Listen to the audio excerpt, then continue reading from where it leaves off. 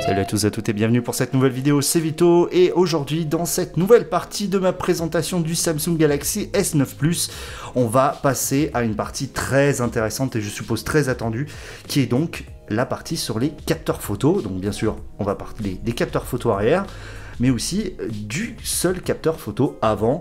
On va détailler un petit peu ça, on va parler des specs, on y va et je vais vous donner mon avis bien sûr. Et on parlera à la fin de la partie audio qui, je pense, est très intéressante. C'est parti. Donc je prends mes petites notes pour vous parler des deux capteurs photo. Donc le dual capteur situé à l'arrière du Samsung Galaxy S9 Plus. On dispose donc d'un double capteur 12 mégapixels. Alors, un des points très intéressants, c'est que le capteur principal dispose en fait d'une ouverture variable. L'ouverture, c'est ce qui en fait donne une valeur sur la quantité de lumière qui rentre à l'intérieur. Donc on a au choix deux ouvertures, 1.5 ou 2.4. Donc 1.5, on est vraiment sur quelque chose de très intéressant.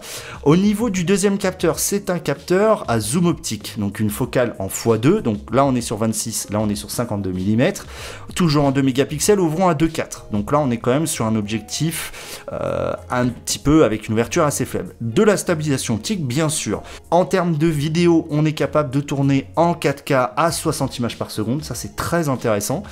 Donc Samsung se met au niveau des iPhones. À l'avant, donc ici sur le petit capteur avant, on est sur donc un capteur 8 mégapixels ouvrant à 1.7. Là encore c'est très intéressant en termes d'ouverture à l'avant et on peut filmer en 2K à 30 images par seconde. Donc sur le papier, des capteurs très intéressants. Alors on va commencer tout d'abord par parler de l'application caméra. Donc pourquoi? Parce que l'application caméra donne un petit peu le maître étalon en termes de, on va dire, usability, comme disent les Américains, j'ai plus le terme, en termes d'usage. Alors hop, je suis désolé un petit peu pour la lumière. Donc on va retrouver donc un format très classique avec les différents modes. On va les détailler un petit peu. On a le bouton ici pour lancer la vidéo, pour lancer la photo. On a bien sûr les paramètres, hein, les différents paramètres. Le point cool, alors moi ce que j'aime beaucoup sur Android et qui m'a toujours manqué sur les iPhones, c'est que par exemple quand vous êtes éteint et que vous appuyez 2 fois sur le bouton Power, hop, ça ouvre la caméra. Ça, je trouve ça génial. C'est d'une grande praticité. Franchement, si vous connaissez pas cette petite astuce, c'est vraiment cool. Ensuite, on peut choisir d'avoir en mode plein écran. Bon, là, je vois pas trop intérêt. Je préfère garder ça. C'est une question de goût. Le flash, moi, je le désactive par défaut parce que je vois pas vraiment l'intérêt du flash. Mais je vous ferai une ou deux photos en flash. On a bien sûr différents filtres. Donc ça c'est bon, là encore c'est des petits gadgets. On peut bien sûr retourner la caméra, voilà, vous me voyez ici. Donc oui, je filme avec un iPhone et bien sûr avec les sweeps on peut bouger automatiquement. Ensuite on a un mode Bixby Vision, voilà, donc qui permet d'analyser les objets que vous pointez. Là encore, je ne vais pas parler de Bixby, j'en vois pas l'intérêt. C'est une fonctionnalité qui, pour l'instant, même aux États-Unis en version anglaise, ne fonctionne pas très bien. Je m'en suis servi sur le Note 8 que j'avais avant, je suis pas fan du tout. Et bien sûr, on a le x2, donc qui est le fameux zoom optique. Alors, il y a quelque chose d'assez intéressant sur le zoom optique, et là je vais vous renvoyer vers une vidéo que j'ai faite sur un autre téléphone où je détaille justement le fonctionnement du capteur zoom qui est très intéressant puisque finalement on se rend compte qu'en basse lumière, quand vous utilisez le zoom, eh bien ce n'est pas le capteur zoom qui est là, c'est le capteur principal. Et donc cela devient un zoom numérique et on perd énormément de qualité. Pourquoi? Eh bien tout simplement, l'ouverture du zoom, du capteur zoom étant trop faible, pas assez de lumière rentre et à ce moment-là, il bascule automatiquement sur le capteur principal. C'est vraiment dommage, ça dégrade vraiment la qualité. J'y reviendrai. Ensuite, bien sûr, on va parler des différents modes. Donc bien sûr, là on est en mode automatique, donc on a un point and shoot classique, on peut régler bien sûr, hop, je vous fais le petit point and shoot classique et puis bien sûr on peut régler l'exposition. Voilà, là on est sur un produit très classique. Alors ensuite, on a le mode mise au point direct. Alors mise au point direct, c'est quoi? C'est tout simplement le mode bokeh. Donc le mode bokeh, ça permet en fait de faire un flou d'arrière-plan. Ce que j'aime beaucoup chez Samsung et ce qui me manque sur beaucoup de téléphones, c'est qu'on peut régler la quantité de flou d'arrière-plan. Donc ça c'est très intéressant. Je trouve que voilà, j'aime beaucoup le fait de choisir et de pas, on va dire, dénaturer trop la photo. Je viendrai au mode pro juste après, je vous expliquerai pourquoi. On a bien sûr un mode panorama, voilà, tout ce qui est plus classique. Un mode alimentation, donc là en gros c'est pour filmer de la nourriture, voilà, pour ceux les gourmands. On a le mode fameux super ralenti qui permet de filmer à plus de 900 images par seconde en 720p. Alors il est assez particulier et assez compliqué à déclencher puisqu'en gros il faut que la zone d'action, ça va détecter en fait automatiquement un mouvement et il faut que ça soit à l'intérieur d'ici. Alors normalement j'ai essayé de vous filmer un robinet, c'est pas très évident mais c'est assez impressionnant. Ensuite on a les emojis, on peut créer son propre emoji. J'ai essayé, ça ne fonctionne pas très bien. Concrètement ça donne pas vraiment, c'est marrant. C'est un petit peu comme les Animojis chez Apple. Tu t'en sers 5 minutes, c'est mignon, ça fait un petit peu des filtres à la Snapchat, etc. Et le mode hyperlapse, qui est un mode en fait qui permet de faire une vidéo accélérée. Bon, on va revenir au mode vidéo pro, au mode photo pro, pardon, que je trouve très intéressant. On va trouver bien sûr les ISO, donc on peut paramétrer les ISO, plus ou moins d'ISO, etc. Donc voilà, là on règle notre quantité d'ISO. Mais là où c'est très intéressant, c'est l'ouverture. Là, alors c'est marqué A pour Aperture, donc ça veut dire ouverture. Et là, vous le voyez, donc on est en 2.4. Alors hop, on est en 2.4 ou 1.5. Et si vous regardez, donc le capteur principal, donc là, hop, j'espère que vous le voyez bien, c'est ouvert. Et hop, si j'appuie sur le 2.4, eh bien vous le voyez, il s'est un petit peu fermé. Alors vous le voyez, on visualise très très bien l'ouverture. Donc là on est en 1.5, beaucoup de lumière rentre. Et là on est à 2.4. Alors bien sûr, hop, là ça ne fonctionne pas. Là, on est à 2.4 et on voit bien justement ce capteur. Alors, je trouve l'idée intéressante, tout simplement parce que quand vous êtes en pleine lumière, vous n'avez pas forcément besoin d'être à 1.5 en ouverture, 2.4 peuvent suffire. Par contre, quand vous êtes en basse lumière, c'est très intéressant d'être à 1.5 puisque ça vous évite de pousser les ISO qui gèrent la quantité, finalement la quantité, l'éclairage de la photo. Donc c'est plutôt intéressant. Maintenant, il y a quand même un point d'inquiétude que je soulève, c'est que c'est quand même un petit mécanisme que l'on a à l'intérieur, et c'est peut-être sa durée dans le temps. On n'a pas de retour sur ça, on ne sait pas comment elle va tenir dans le temps, et c'est peut-être un point d'inquiétude que j'ai actuellement, des petites réserves. Mais l'idée est intéressante, de là à dire que c'est vraiment une fonctionnalité extrêmement... qui va vraiment changer tout, non. On sait les Samsung sont très performants en photo et c'est encore le cas de ce Samsung Galaxy S9 Plus. Bien sûr après on règle donc le type de prise de vue, le focus bien sûr, on peut régler tout le focus, les balances des blancs et l'exposition. Voilà. Donc le mode pro permet justement d'accéder à cette ouverture. Donc c'est plutôt pas mal. Alors, pour être honnête, donc à la fin de la vidéo, je vous mettrai tout un tas de photos, hein, je ne vais pas les mettre maintenant. En photo, ce que j'avais noté pour le Galaxy Note 8 est toujours vrai, c'est qu'on a une qualité et un détail des clichés, que ce soit en haute ou basse lumière, qui est vraiment impressionnant. Honnêtement, je suis le premier surpris de ça. Je trouve que Samsung a très très bien bossé à ce niveau-là. Le mode pro permet de pousser un petit peu plus loin pour ceux qui sont un petit peu curieux. Donc le capteur arrière est très intéressant. Le capteur principal. Donc je parle bien de ce capteur-ci et non pas de celui-là. Le zoom, je vous conseille de vous en servir mais de façon très calme. C'est intéressant quand vous êtes en pleine lumière, mais clairement les photos n'ont pas du tout la même qualité. On est sur quelque chose qui a trop de traitement, je trouve. Ça reste excellent, je vais pas le cacher, mais quand on est sur un produit à ce tarif-là, c'est vrai qu'on s'attend vraiment à ce qu'il y a de mieux. On est clairement sur un des meilleurs photophones du marché. La fonctionnalité du réglage d'ouverture, j'en vois pas spécialement l'intérêt. Vous allez voir des photos, c'est pas, ça se joue à un petit détail, c'est-à-dire qu'il va aller pousser un petit peu plus les ISO en ouverture à 2.4, mais c'est pas flagrant. À l'avant, alors j'ai pas parlé du capteur avant, et pourtant il faut en parler. Donc à l'avant, hop, le selfie, donc là vous me voyez.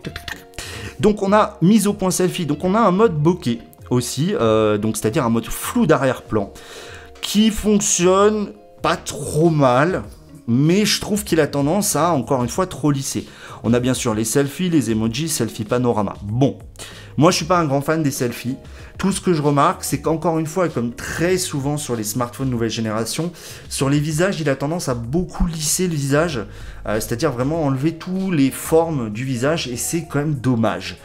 Maintenant, c'est quand même de la très très bonne cam, même en basse lumière on arrive à obtenir des clichés très satisfaisants. Là encore à la fin de la vidéo vous trouverez tout ce qu'il faut. Il me faut parler de la vidéo. Alors là où je suis un peu déçu, c'est au niveau de la stabilisation. Je m'attendais vraiment à mieux. On peut zoomer bien sûr quand on filme, ça c'est cool. mais je m'attendais clairement à mieux. Voilà, je suis habitué, comme je vous l'ai dit, au OnePlus 5T qui dispose d'une stabilisation seulement numérique qui est vraiment exceptionnelle, même en 4K. Et là, je dois dire que sur le Samsung, je suis un poil déçu. Néanmoins, la qualité de la vidéo est excellente. On a là encore, on retrouve justement la qualité du piqué d'image que l'on a en photo. Enfin bref, si je dois juste dire un truc, c'est probablement un, voire le meilleur photophone du marché. C'est vraiment un régal de prendre des photos et de filmer avec. Maintenant, je vous conseille quand même d'utiliser le zoom de façon très... voilà, avec beaucoup de réserve, parce que vous perdez vraiment en qualité. Sur le téléphone, ça ira, mais dès que vous allez mettre sur votre PC, ça va tout de suite être un poil moins bien. Donc, vous retrouverez toutes les photos vidéo que j'ai prises à la fin de cette vidéo, juste après la deuxième partie qui va concerner, bien sûr, l'audio.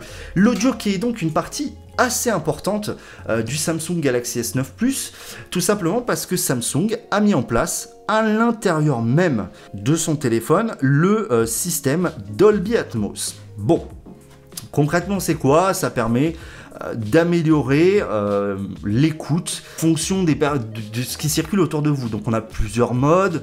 Alors le truc très intéressant, moi que j'aime beaucoup sur ce S9 Plus, c'est que on a donc bien sûr le haut-parleur du bas, mais ici c'est aussi un haut-parleur. Donc ici on va avoir plus les médiums et les aigus sur celui-là, et sur celui du bas on va plus retrouver les basses. Pour ce faire, je vais vous montrer une petite vidéo qui est bien sûr copyright free, parce que sinon je vais me faire striker la vidéo.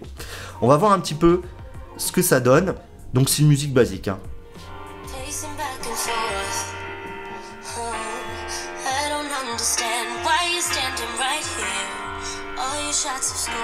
Donc si je bouge ici,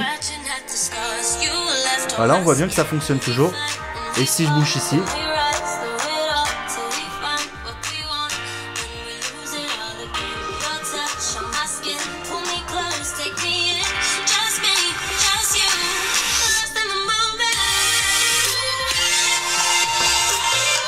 alors c'est quand même très impressionnant. On arrive à pousser fort, tout en ayant une distorsion quand même relativement faible. C'est très agréable, surtout quand on a des vidéos stéréo. Donc ça, c'est vraiment un des points positifs, je trouve.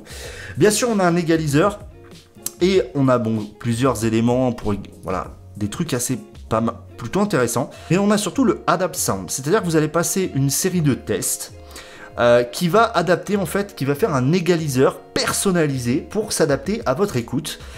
Et franchement, alors là je l'ai pas fait parce que je l'ai testé sur le Note 8. C'est très intéressant, c'est-à-dire que ça s'adapte, c'est plein de petits tests avec des bruits qui passent dans vos oreilles.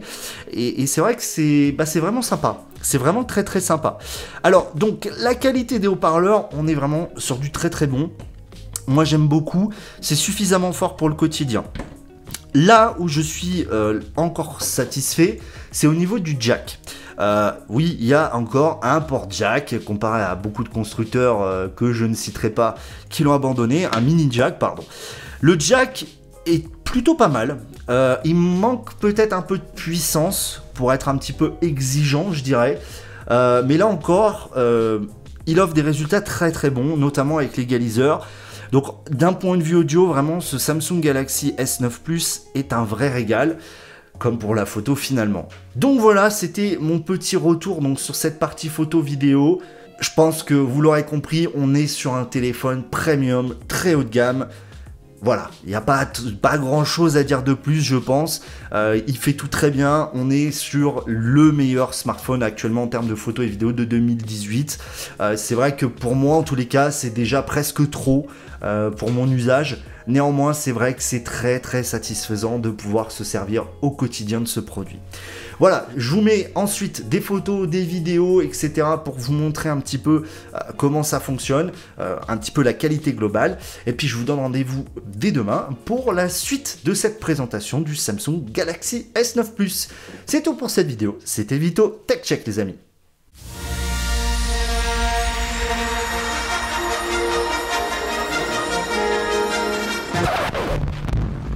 I suggest a new strategy, Arthur. Only different in your mind.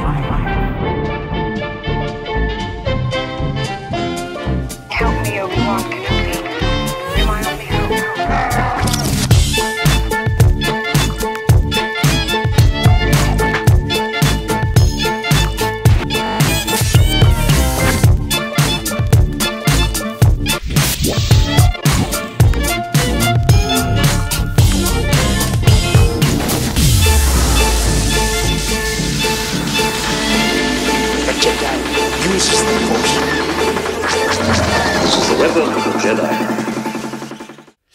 là je teste le Samsung Galaxy S9 Plus avec la caméra avant justement pour avoir un petit peu une idée de ce que ça donne. Donc vous voyez, je bouge un peu pour voir la stabilisation. Vous voyez, on a des belles couleurs derrière, je sais pas comment ça rendra en vrai. Là ça a l'air un petit peu brûlé, mais globalement on est quand même sur une qualité vraiment excellente en termes de vidéo, même à l'avant. Donc là voilà, je suis avec la caméra arrière, donc je me filme. Je suis un peu stressé parce que forcément je l'utilise à bout de bras, c'est un peu bizarre. Donc là j'ai l'impression que l'ouverture est à 2.4, j'ai l'impression qu'elle est variable aussi.